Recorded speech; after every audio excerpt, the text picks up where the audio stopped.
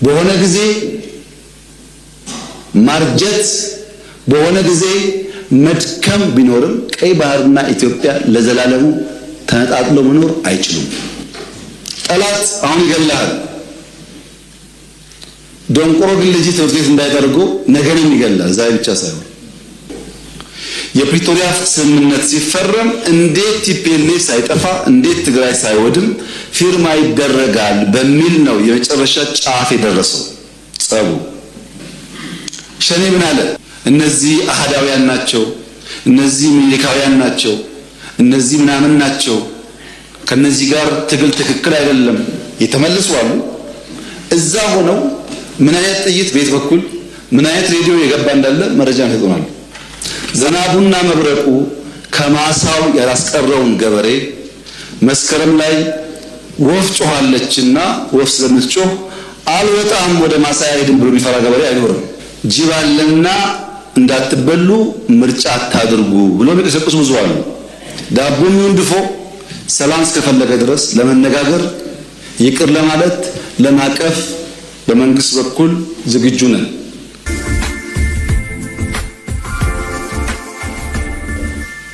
ጠላት አለ።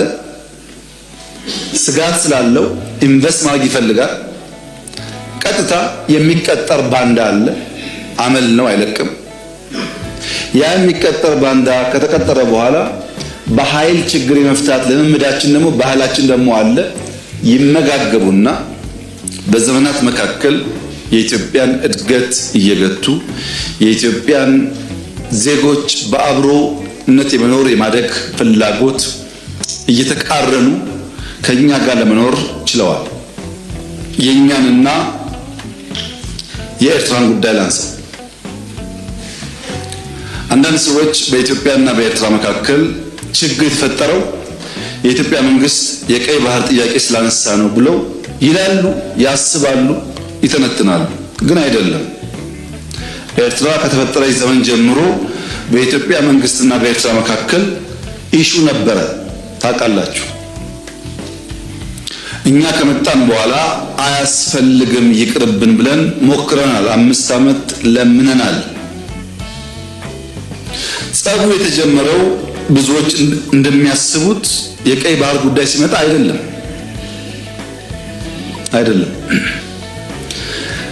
በትግራይ ውጊያ ሲጀመር የመጀመሪያው ዙር ውጊያ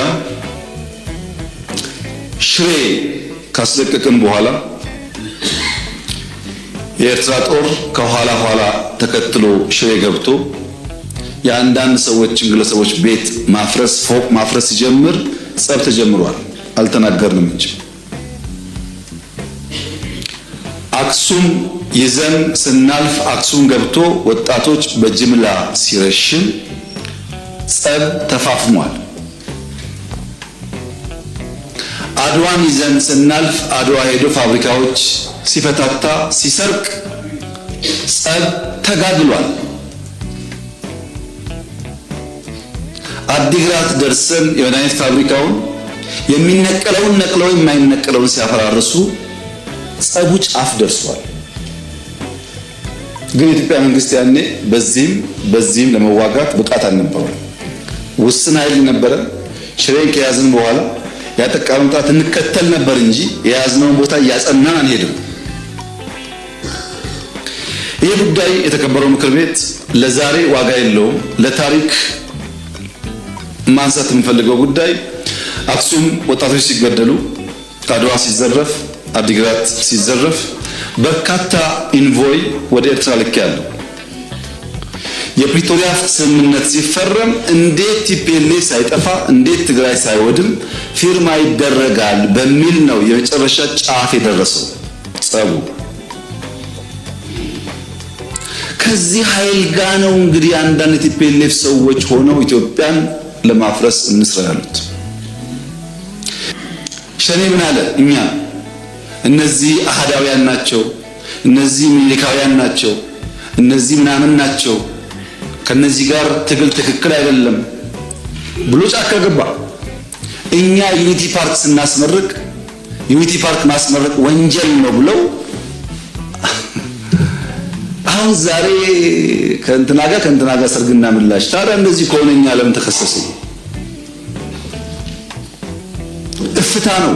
ትናንትና ምን ብዬ ነበር፣ ምን ሰርቼ ነበር፣ የት ጋር ቆሜ ነበር የሚል ነገር አይታይም። ሰው የዕለት ዕለቷን ብቻ ስለሚያይ ማለት ነው። በጫካ ያሉ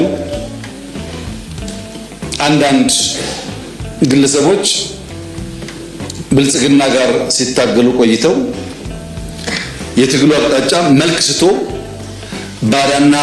ባዳና ባንዳ መቀናጀቱን ሲያዩ እኛማ ጉዳያችን እንደዛ አለን ብለው የተመለሱ አሉ።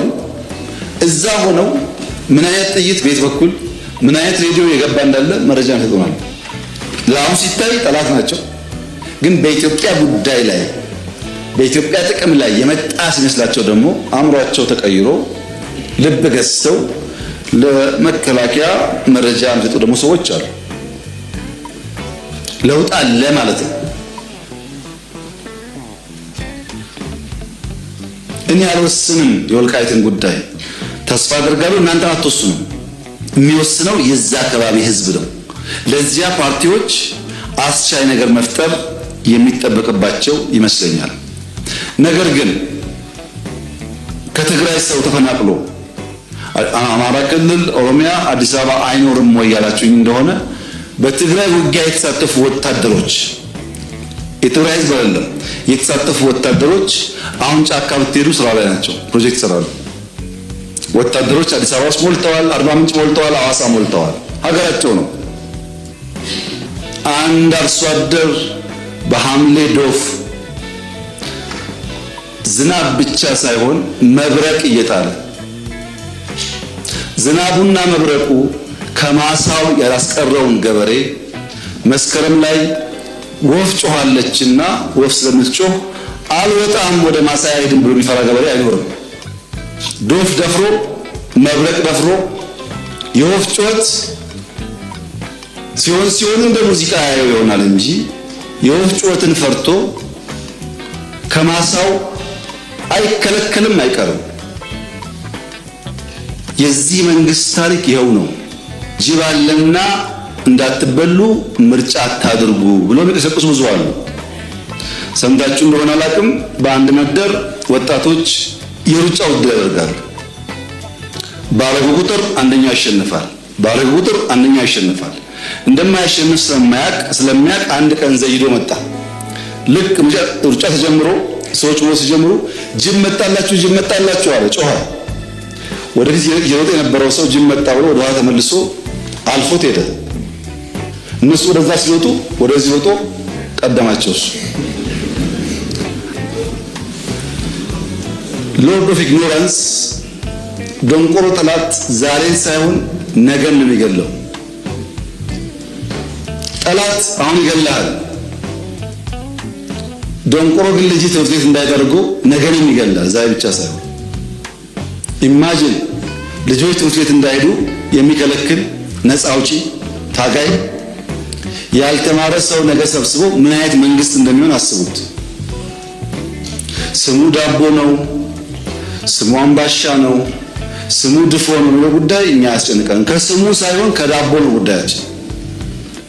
ስም ተቀየረ አልተቀየረ ሳይሆን ዋና ጉዳይ ዳቦም ይሁን ድፎ ሰላም እስከፈለገ ድረስ ለመነጋገር ይቅር ለማለት ለማቀፍ በመንግስት በኩል ዝግጁ ነን። የስንዴ ዳቦ ጠዋት ተነስቶ ቂጣ፣ ቀጥ ተነስቶ አምባሻ፣ ማታ ተነስቶ ድፎ በሆነ ቁጥር ግን አቋማችን አይቀያየርም ማለት ነው።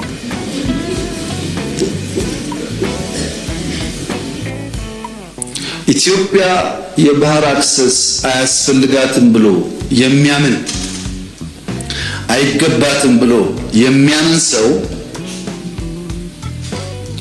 አንድ ተፈጥሯዊ ሕግ የሳተ ይመስለኛል። ሰው ይወለዳል፣ ሰው ያድጋል፣ ሰው ያረጃል፣ ሰው ይሞታል። ይሄ ተፈጥሮ ነው። ቀይ ባህርና ኢትዮጵያም እንደዚሁ ናቸው። በሆነ ጊዜ ማርጀት፣ በሆነ ጊዜ መድከም ቢኖርም ቀይ ባህርና ኢትዮጵያ ለዘላለሙ ተነጣጥሎ መኖር አይችሉም። 130 ሚሊዮን ህዝብ ያላት ኢትዮጵያ የጠየቀችው ግን 50 ኪሎ ሜትር ነው። ይሄ ፍትህ ካልሆነ ዓለም ላይ ፍትህ የለም ማለት ነው። የጠየቅነው ደግሞ ገለን ቀምተን አይደለም። የፈለገ ሰው በአፍሪካ ትልቁ ግድብ የኢትዮጵያ ግድብ ነው። ክብር ምስጋና የኢትዮጵያ ህዝብ ይግባና ትልቁን ግድብ ገምቶልናል። ከዛ 15-20% ሼር ወስዶ ለኢትዮጵያ አክሰስ መስጠት ይቻላል፣ በቢዝነስ ህግ ማለት ነው። የለም ግድብ ከበደኝ ከተባለ በአፍሪካ አንደኛው የአየር መንገድ የኢትዮጵያ አየር መንገድ 5-10-20% ተወስዶ አክሰስ መስጠት ይቻላል። ያ ካሁንስ ሊዝ ይቻላል። ያ ካሁንስ የላንድ ስዋፕ ይቻላል። በሰላም በንግግር ይቻላል። የኢትዮጵያ መንግስትና ህዝብ ቀይ ባህርን አክሰስ ለማድረግ ሰው ልግደል አላለም ያለው። ባካችሁ ናቹራል ነገር አይደለም እየሆነ ያለው፣ አያዋጣም እና በስምምነት በገበያ ህግ ሳንጠፋፋ አብረን ለማደግ በድርድር እንፍታው ነው።